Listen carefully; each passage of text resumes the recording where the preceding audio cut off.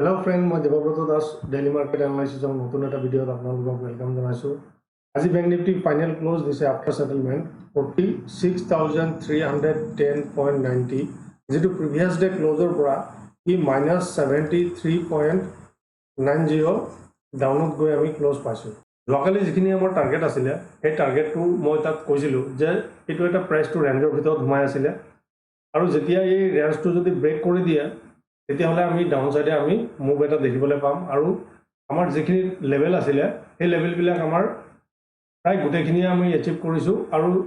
যেটো আমাৰ third level আছিলে সেইটো লেভেলৰ ওচৰৰ পৰা ই সাপোৰ্ট লৈ আপসাইডে মুভ কৰিছে আৰু মই যেটো মেনশন কৰিছিলোঁ এইটো লেভেল যেটো আছে 46555 এইটো ক্ৰস কৰিব লাগিব তেতিয়াহে আমি আপসাইডে এইকিটা লেভেল দেখিবলৈ পাম আৰু প্ৰাইচটো এইটো জায়গাৰ পৰা ই ইয়াৰ যেটো হাই বনাইছিলে সেই হাইটো ব্ৰেক কৰা নাই আৰু তাৰ পিছত এই ডাউন সাইডে প্ৰাইচটো নামি আহিছে আৰু ইয়াৰ মাজতে আমাৰ ক্লোজ পাইছো। এতিয়া আমি ভাগালে আমি কেনেকৈ ট্ৰেড প্ল্যান কৰিম হেতু এবাৰ আমি চাই লওঁ। যদি প্ৰাইচটো এইটো লেভেলৰ ভিতৰত যদি ওপেন হয় যদি ই আপসাইডে মুভ কৰে তেতিয়াহ'লে আমাৰ আজিৰ যেটো হাই আছে ইয়াৰ পৰা ই ৰেজিস্ট্যান্স ল'ব আৰু এইটো যদি ব্ৰেক কৰি দিয়ে তেতিয়াহ'লে ই আপসাইডে এটা আমি মুভ দেখিবলৈ পাম আৰু আপসাইডত আমাৰ 46755 এইটো হৈ আছে আমাৰ মেজৰ এটা ৰেজিস্ট্যান্স হৈ আছে আৰু এইটো যদি ব্ৰেক কৰে তেতিয়াহে আমি ওপৰ সাইডে আমি বাকি লেভেল বিলাক আমি দেখিবলৈ পাম আৰু আমি যদি ইয়াৰ পৰা যদি ডাউন সাইডে ব্ৰেক কৰে তেতিয়াহ'লে ডাউন সাইডে ব্ৰেক কৰিলে আজিৰ যেটো লো আছে এই লোৰ ওচৰত আহি ই সাপোৰ্ট ল'ব আৰু ইয়াৰ ওচৰত প্ৰাইচটো কি কৰে আমি অলপ চাব লাগিব। যদি এইটো ব্ৰেক কৰি দিয়ে অলপ টাইম স্পেন্ড কৰি যদি ব্ৰেক কৰি দিয়ে তেতিয়াহ'লে ইয়াৰ পৰা আমি এটা ফাৰ্স্ট আমি ডাউনফল দেখিবলৈ পাম। এতিয়া আমি আপসাইডৰ কাৰণে যিখিনি লেভেল হ'ব সেইটো হ'ব 46755 তাৰপিছত হ'ব 46888 তাৰপিছত হ'ব 47055 আৰু যদি আমি ডাউন সাইডৰ কাৰণে যদি আমি চাওঁ তেতিয়াহ'লে হ'ব 46033 তাৰপিছত হ'ব 45900 এইটো যেটো লেভেল আছে ইয়াৰ ওচৰত যদি প্ৰাইচটো ওপেন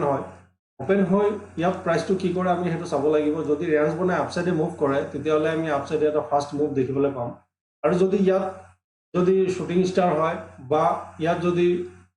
বেৰিশ ক্যান্ডেল হয় যদি তাৰ লোটো যদি ব্ৰেক কৰি দিয়ে তেতিয়াহ'লে আমি ডাউন সাইডে এটা আমি ফল দেখিবলৈ পাম যেটো আমাৰ এইটো যেটো আজি ক্লোজ আছে এই ক্লোজৰ ওচৰত দি এটা সাপোৰ্ট ল'ব লাগে আৰু সাপোৰ্ট লৈ যদি ইয়াৰ লোটো যদি ব্ৰেক কৰি দিয়ে তেতিয়াহ'লে আমি আমাৰ আজিৰ যেটো লো আছে ইয়াৰ ওচৰত সাপোৰ্ট ল'ব পাৰে। এতিয়া আমি নিফটিৰ কাৰণে চাওঁ যে নিফটিত আমি কেনেকৈ ট্ৰেড প্ল্যান কৰিব পাৰোঁ। নিফটি আজি ফাইনেল ক্লোজ দিছে 21839.10 যেটো প্ৰিভিয়াস ডে ক্লোজৰ পৰা ই প্লাস 21.65 ওপৰত গৈ আমি ক্লোজ পাইছো। যোৱাকালিৰ যিখিনি মোৰ লেভেল আছিলে এই লেভেল বিলাক আমি যেটো আমাৰ এটা লেভেল ফাৰ্স্ট লেভেল আছিলে এই তাৰ ওচৰৰ পৰা আমি সাপোৰ্ট লৈ আপসাইডে উঠিছে আৰু মই ইয়াতো কৈছিলো মই যে প্ৰাইচটো এটা ৰেঞ্জত আছে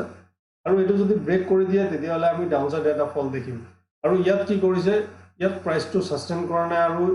যেতিয়া এটো ব্ৰেক কৰি দিছে এই লেভেলটো তাৰ পিছত আমি ধুনীয়া এটা ডাউন সাইডে ফল দেখিবলৈ পাইছো আৰু ইয়াত চোক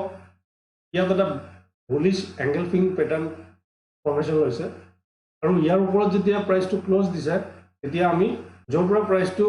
ডাউনফল হৈছিলে হেতু জায়গালৈকে প্ৰাইচটো গৈছে আৰু যদি মোৰ ক্যান্ডেলষ্টিকৰ ভিডিওটো আপোনালোকে চোৱা নাই তেতিয়াহ'লে ক্যান্ডেলষ্টিক ভিডিওটো আপোনালোকে চাব পাৰে। তাত আমি ক্যান্ডেলষ্টিকৰ বিষয়ে ডিটেইলছত আমি আলোচনা কৰিছো কোনটো ক্যান্ডেলে কেনেকৈ কাম কৰে তাত আমি কেনেকৈ প্ৰাইস একচনটো আমি বুজিবলৈ আমাৰ কেনেকৈ আমাৰ ক্যান্ডেলে সহায় কৰে এই গোটেইবিলাক বস্তুৱে আমি তাত আলোচনা কৰিছো আৰু ক্যান্ডেলষ্টিকৰ দ্বাৰা আমি কেনেকৈ প্ৰাইস একচনটো আমি বুজিবলৈ সহায় হয় সেই গোটেইবিলাক বস্তু আমি তাত আলোচনা কৰিছো আপোনালোকে তাত চাব পাৰে। অহাকালি আমি কেনেকৈ ট্ৰেড প্ল্যান কৰিম হেতু এবাৰ আমি চাই লওঁ। যদি প্ৰাইচটো এইটো জায়গাত ওপেন হয় এইটো ইয়াত যদি ওপেন হয় ইয়াত যদি আপসাইডে যায় তেতিয়াহ'লে আজিৰ যেটো হাই আছে ইয়াৰ ওচৰৰ পৰা ই ৰেজিস্ট্যান্স ল'ব আৰু এইটো যদি ব্ৰেক কৰি দিয়ে তেতিয়াহ'লে এইটো যেটো প্ৰিভিয়াস সুইং হাই আছিলে এইটো জায়গা দি ৰেজিস্ট্যান্স ল'ব লাগে আৰু এইটো যদি ব্ৰেক কৰি দিয়ে তেতিয়াহ'লে ইয়াত যেটো এটা গ্যাপ হৈ আছে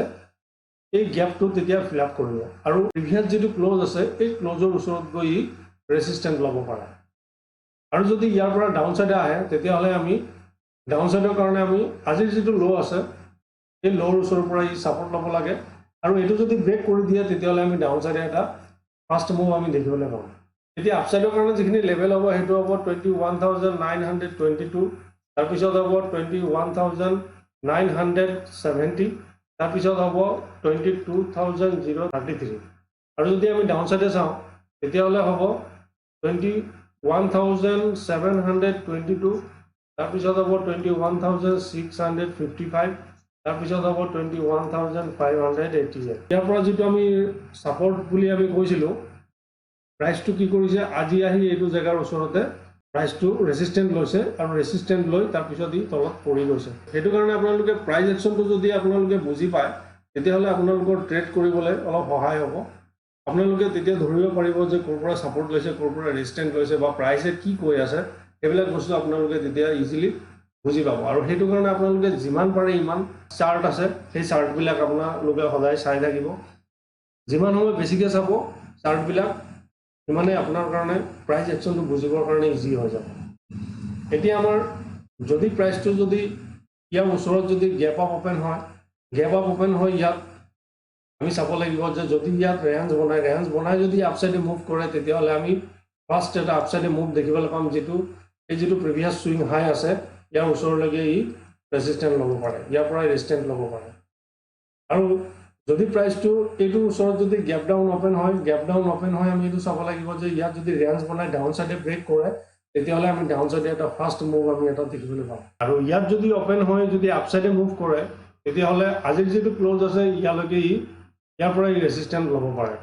প্ৰাইসটো এতিয়া ক'ত ওপেন হয় হেতু আমাৰ কাৰণে বহুত ইম্পৰ্টেন্ট হৈ আছে আশা কৰো ভিডিওটো আপোনালোকক ভাল লাগিব যদি ভাল লাগে লাইক শেয়াৰ এণ্ড সাবস্ক্ৰাইব কৰিব আৰু চেনেলত নতুন হ'লে সাবস্ক্ৰাইব কৰিবলৈ নাপাহৰিব আজি ইয়াতে শেষ কৰিলো ধন্যবাদ